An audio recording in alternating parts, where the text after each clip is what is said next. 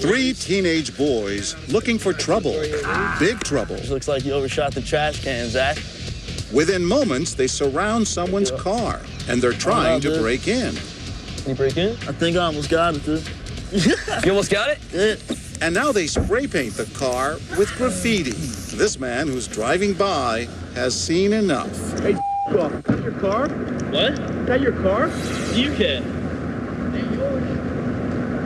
You're up somebody else's car? I guess I'll call the police then. A friend of the man arrives and makes the call to 911. The cops will take care of you. Okay. It's a nice movie facility for you guys. Yeah. You'll love it 3 squares a day, buddy.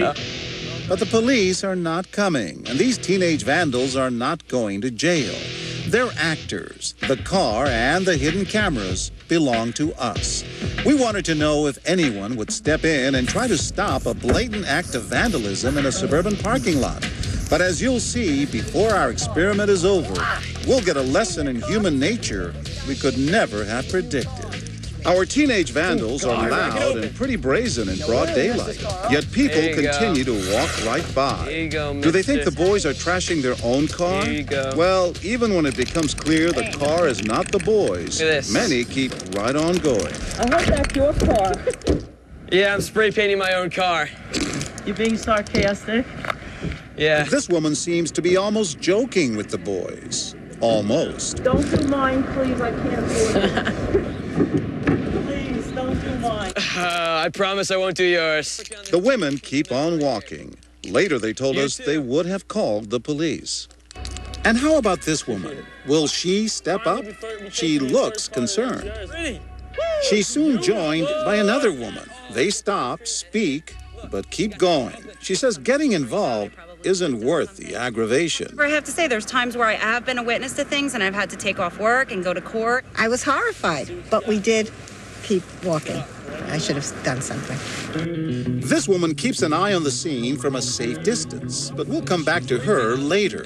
Our vandals, meanwhile, have been at it for nearly 3 hours, destroying that car and seldom being challenged. But they'll soon meet their match. This man, sprinting up the path, demands some answers. Is it yours? Is it yours? No. So why don't you just mind your own business? This is public business. Public business? That's public business. Facing somebody's vehicle, private property in public. Let me show you how much I can, sir. Adios. Have a nice day. The boys, meanwhile, are undaunted. Hope you enjoy your jog. There's something else you wish to say to me? There's something else you wish to say? No, I'm sorry. You're the one that keeps talking as I'm walking away. You got a problem? Do you have a problem? Yeah, I do. I hate folks that talk to me behind my back. Why don't you just... I'm on my own business, but shut up. All right. Why don't you just take... Shut up. Oh, okay. Sir, hi. I'm John Quinones. We're with ABC News. When we introduce ourselves to Brian Jakes, he's still pretty steamed at the boys and at us. While he calms down, we talk to his wife, Dawn, who had walked by the boys earlier. I was keeping an eye on him. I was waiting for my husband to come back, because I wasn't going to confront 3 boys by myself. Brian has cooled off now, and he says he was just acting on a lesson his father taught him. You can't turn a blind eye or a deaf ear. Somebody's in trouble. It wasn't your property.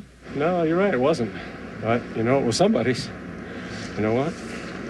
We're all in this together. He took action in a way that was selfless, and it was about stopping something bad from happening. Jack DeVidio, professor of psychology at Yale University. He made a difference. I don't think it was a smart thing to do, necessarily, but I think it was a good thing and the right thing to do. Dangerous? Dangerous. That's why most people will walk by. Indeed, our vandals have been at it for most of the morning, viciously destroying someone else's car. Dozens of people have walked by, yet only a handful have challenged them. But we're about to discover that if this kind of vandalism in broad daylight doesn't get much attention, something else does, something we could have never imagined. Remember, all that destruction by our vandals triggered just one 911 call. But it turns out 2 other calls were made to 911 from the same park. 911, where's the emergency? In Richwood, New Jersey.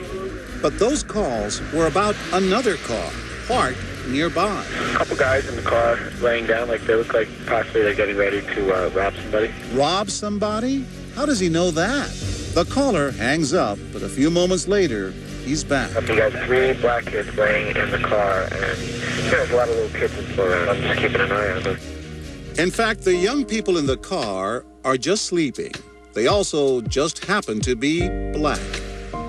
Whether it's because of the media, because of history, we as Americans have an association of blacks with crime. Both blacks and whites have that association of blacks with crime.